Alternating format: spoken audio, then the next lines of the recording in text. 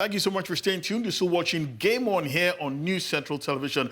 It's time to talk football now. And do not forget, there are FIFA World Cup qualifiers currently going on across Africa. There is a titanic encounter between Ghana and, I believe, who again? Mali. Mali Ghana. in Bamako. That match is currently tied at 1-1. And the mighty Squirrels, Lekure of Benin, are also... You're not known as a cheater. No. I like squirrels. There's something about a mighty squirrel. Yeah, I mean, a squirrel with muscles. I mean, you don't see that every day. The squirrels are currently dealing with Rwanda.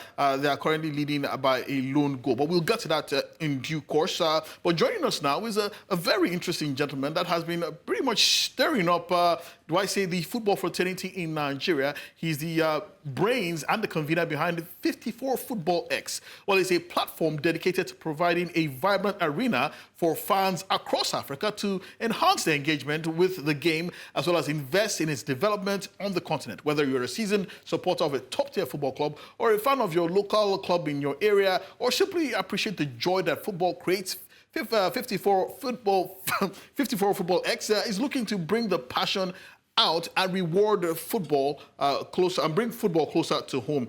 With Football 54X, you can expect to find an engaging array of products and resources that will enhance your passion for the game, from new challenges and competitions to opportunities for sponsorship and talent development. 54 Football X is aiming to establish itself as a premier channel for the growth of the game across Africa. Well, joining us now is Ayababa Ikem. He is the CEO and co-founder of 54 Football X. Thank you so much for joining us tonight. I know you were meant to be in the studio, but hey, it's been raining cats and dogs, so I don't know where you are right now, but trust me, it was a wise decision. But thank you so much for joining us tonight, Ikem. And let's talk about 54 Football X. Why exactly did you establish? And I know I spoke a lot of English earlier on, but pretty much break it down for the average football fan. What exactly is 54 Football X?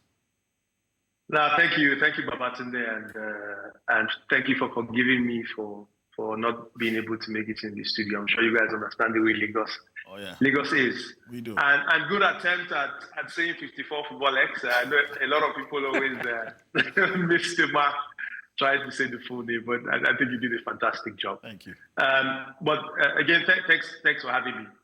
So first and foremost, I'm a football fan, and I strongly believe in the potential of football and sports to be a commercially viable industry in Nigeria and across Africa, right? But the key ingredients to getting that to work, the phrase I like to use when I speak to people is, the fans are the customers of football and sports. If you're trying to run sports or football without the fans, it's the equivalent of you trying to run a business without customers. The fans are what make this industry work. And for you to be able to get those fans in to support sports and football, the product has to be right.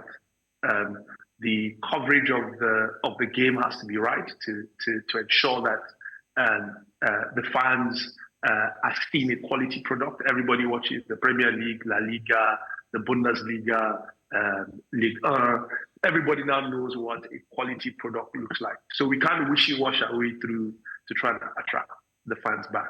So what we are trying to do is to be that platform that does things in a quality way, right? Whether it's, for instance, we have guys in Uyo today, the quality of the content we're bringing, behind the scenes, like what your correspondent is also doing, ensuring that fans can engage with the Super Eagles and the coaches and bring those players closer to them. That's the way you drive patronage.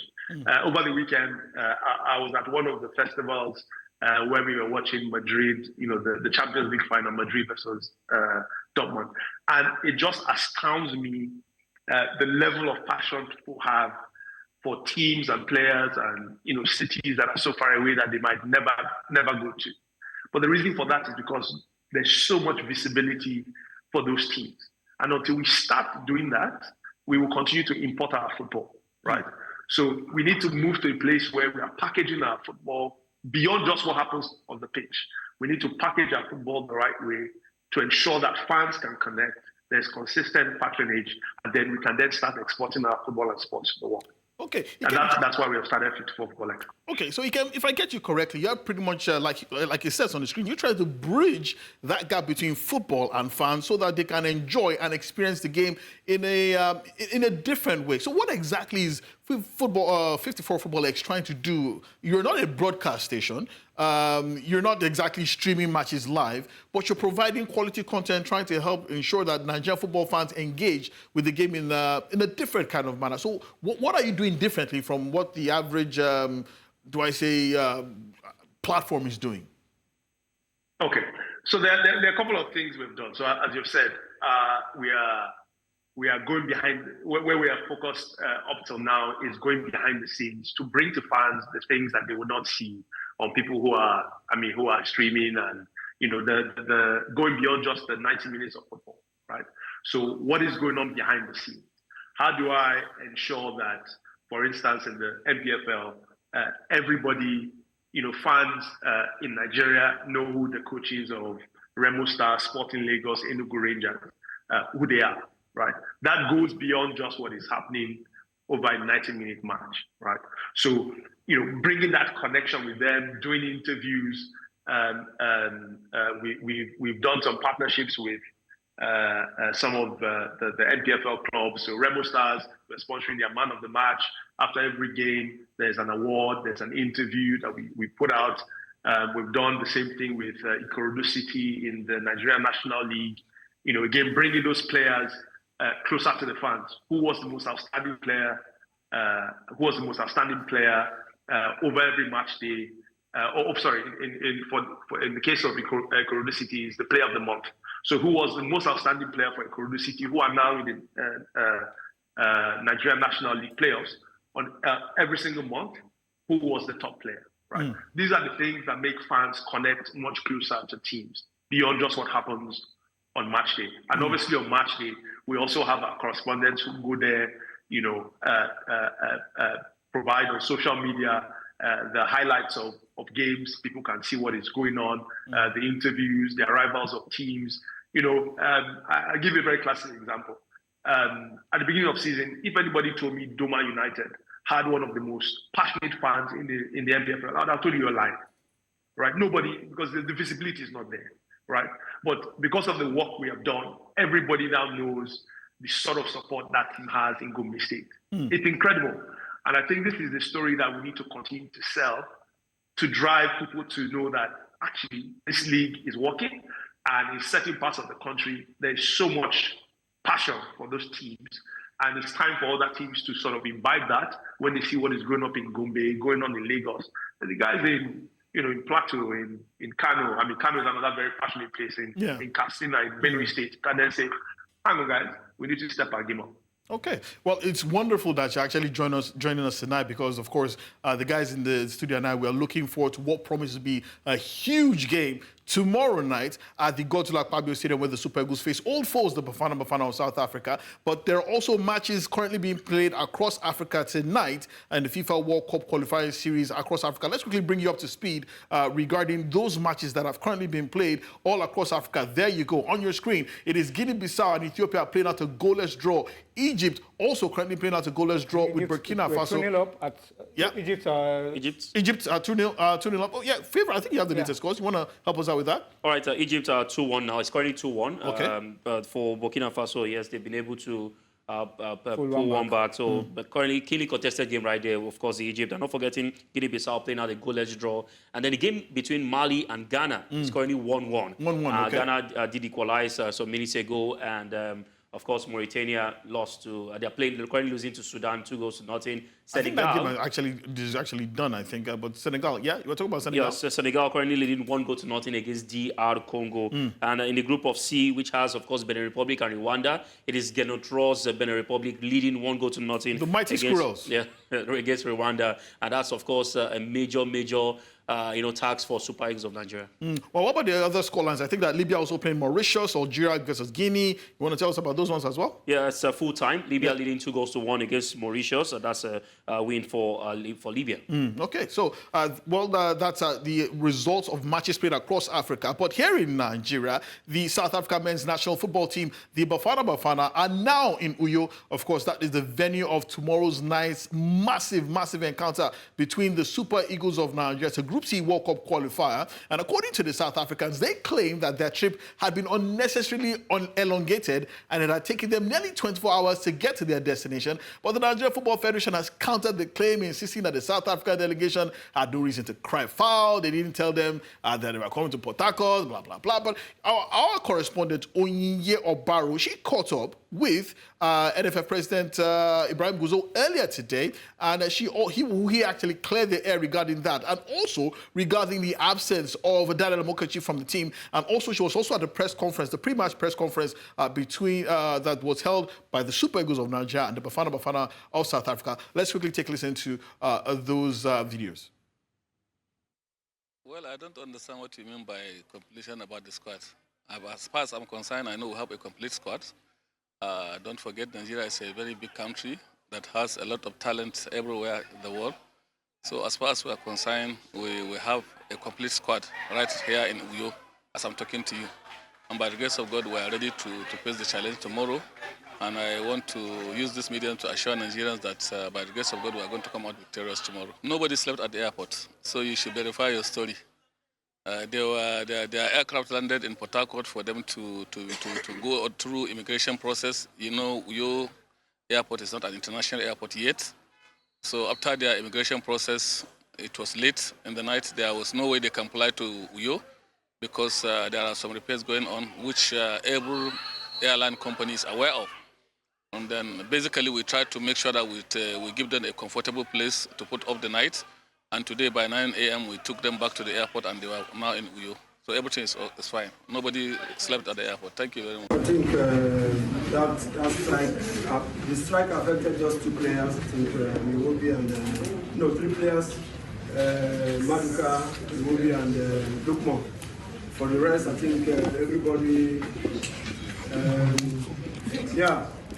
got a bit of the training we program for them, so I don't think that will be a problem. I would say, AFCON is gone. We all saw the game. We knew it was a difficult one, but at the end of the day, we won it. So that is important. This is a World Cup qualifier. I think we're going to play definitely differently in tomorrow's match. So the AFCON ready for this game, surely, as you should be. Secondly, we all know that Nigeria is a very good team. Played against them in AFCON. But as I remember, I think that result could be the opposite from what it was. We could have been in the final. So that means that both teams are maybe even good. I know also that the pressure is a little bit on Nigeria because you have to win the game when you play qualifiers for World Cup of AFCON. You can't lose points at home. So the pressure is a little bit on them. Well, that was the president of the Nigeria Football Federation, Ibrahim Guzo, speaking about the arrival of the South Africans, saying that they did not sleep in the airports. I think he also mentioned about the non-appearance of Daniel Mokachi, but unfortunately we didn't get that. But you also heard the Super Eagles manager, George Finidi, was speaking ahead of that game, and also Hugo Bruce as well, speaking ahead of that match as well. But Onyinye Obaro joins us from Uyo now to give us updates from Uyo. Yeah, you are. Hello, Oye. I know you've had a very, very long day trying to cover the Super Eagles of Nigeria. There's Toyin Bitoye in the studio as well. There's also Favor Otua. And we also have Ayambaba Ikem also joining us as well. So, Oye, please tell us from what you saw so far, the South Africans, do they look worse for wear regarding their travel? Are they looking confident ahead of tomorrow's game? Thank you so much, Tunde. It's so great to join, a party of great minds right now on News Central. Yes, I did follow up with the press conference from the Super Eagles of Nigeria at the time that was stipulated for the press conference at 5:30. We all were in the stadium, the Godswill Akpabio International Stadium. the South Africans were very, very, very intentional about their time. They wanted to get it done with, the press conference done with, and then have their own training, which they had behind closed doors. They made sure that every single journalist left the stadium for them so that they can have their final tactics before the match day for tomorrow. The South Africans began the press conference first with Coach Hugo Broos, in company with the captain of the side, Percy Tau. Coach Hugo Broos he was asked some questions, and he downplayed any problems coming from that travel. Hello? Yeah, we can hear you. Go ahead. Hello? Oh, thank you. Okay. All right. He downplayed any problems coming from the travel hitches and all. And you could hear from the NFF president, who also debunked the stories making the rounds that the South Africans had passed the night at the Port Harcourt airport. Yes, great one. We were able to get there. But Coach Hugo Broos also said that whatever happened in AFCON would stay in AFCON. This is the 2026 World Cup qualifiers. So business will be focused for that team that will be coming up with Group C for the 2026 World Cup qualifiers. So for the Nigerian team, we had the likes of the coach, accompanied by Wilfred Ndidi and Kelechi Iheanacho. Confidence coming from Kelechi Iheanacho that they will be able to pick that ticket.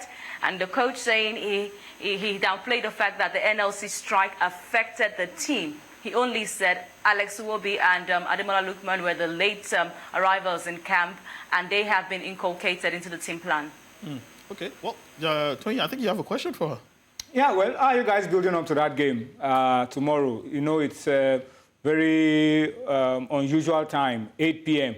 For a game in Nigeria. So what's the preparation? What's the plan for that game at 8 p.m.? You know, it takes a whole lot. The game will probably end about 10 p.m. You have to consider the security of those who will come to watch.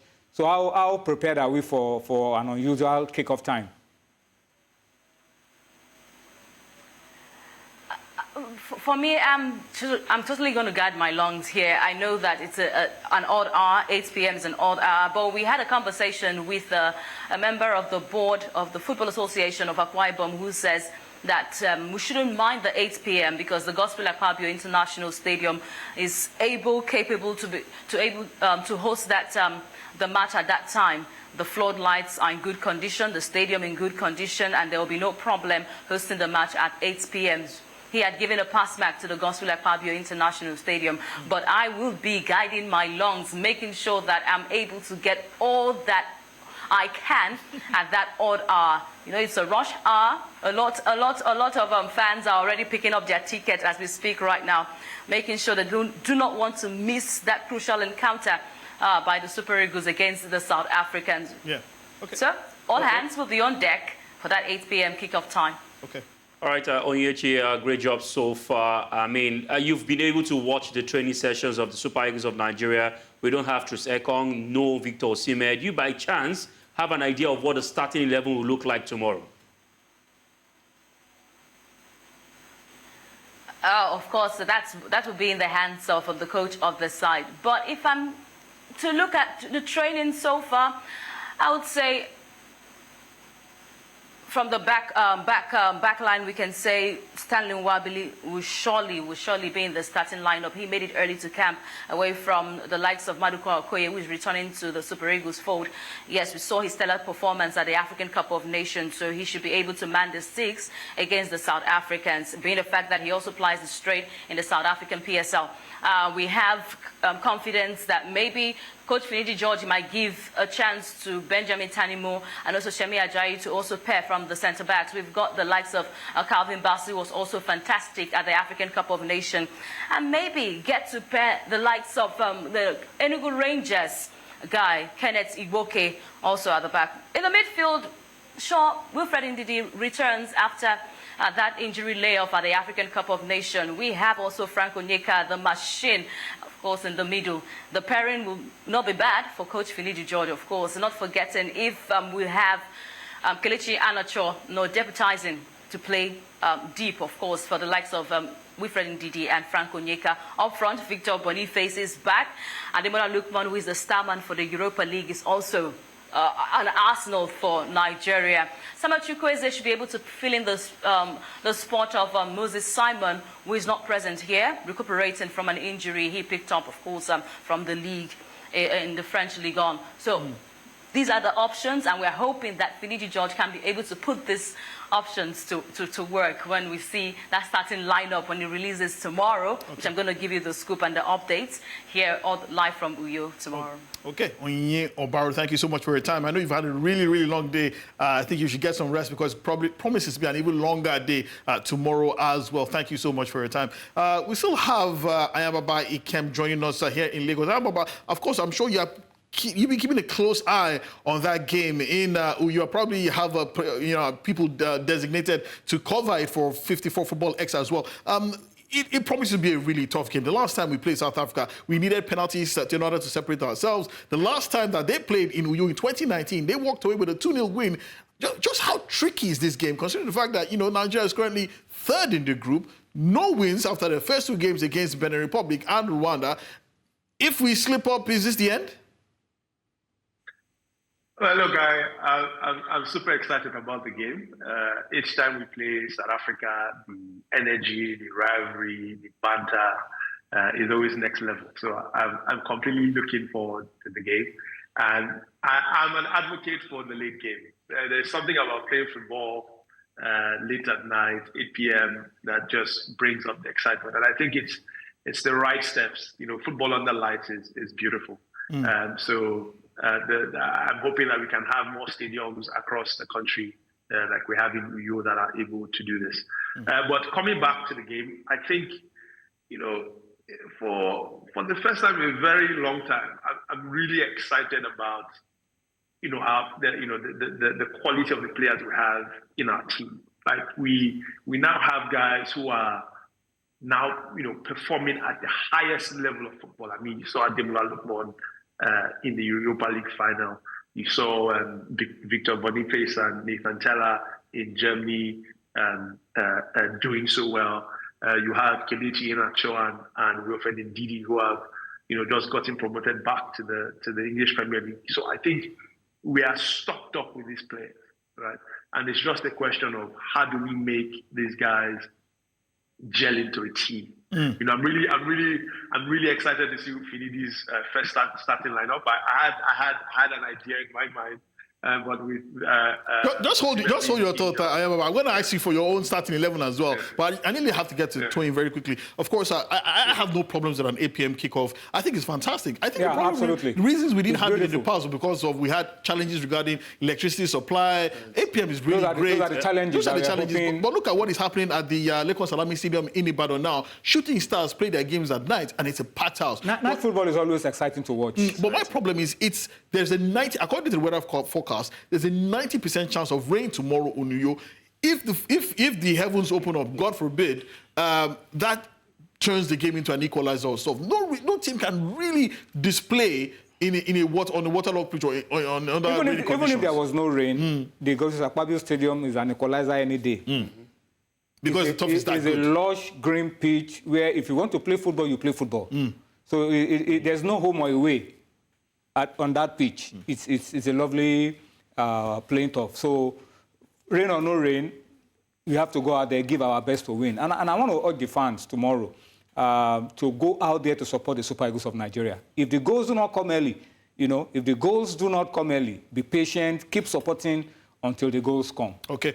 Favour, very quickly, your starting 11 and scoreline for tomorrow. All right, a quick one. Goalkeeper Stanley Wabeli starts in goal. In defense, we have Semi Ajayi and of course Tanimu. At right back, we have Brighton Sai Samuel. Left back, we'll go straight with Calvin Bassey, who will go back to the left position. In the midfield, we have Wilfred Ndidi. We also have an Alex Iwobi and a Kelechi Iheanacho in the midfield. On the right-hand side, Iheanacho deputized as the number 8. Okay. Then the striking role, Victor Boniface. On the right, we'll have Samuel Chukwueze. On the left, we'll have Ademola Lookman. Well, Tony? My starting lineup, Nwabali. I'm sure that Nwabali is going to be playing tomorrow. Semi Ajayi will be playing. Calvin will be playing. Ndidi will be the captain in the absence of Fomero and Ekong and Musa. And I know Ademola Lookman will be there. Whether Terry Murphy, Boniface, whoever gets to play, I'll just be supporting and wishing that the team will go out there and win. Okay, I know we are out of time now, but I just really ask you, is possible scoreline for you, hopefully? What does your mind tell and what does your heart tell you? I see Nigeria winning 2-0. Amen. Amen to that. That's the scoreline I will definitely take. Well, thank you so much for joining us tonight. We would have loved to have you in the studio. Hopefully, you can get here some other time, and hopefully, your prediction comes true. We will be praying that it does. And thanks to the guys in the studio.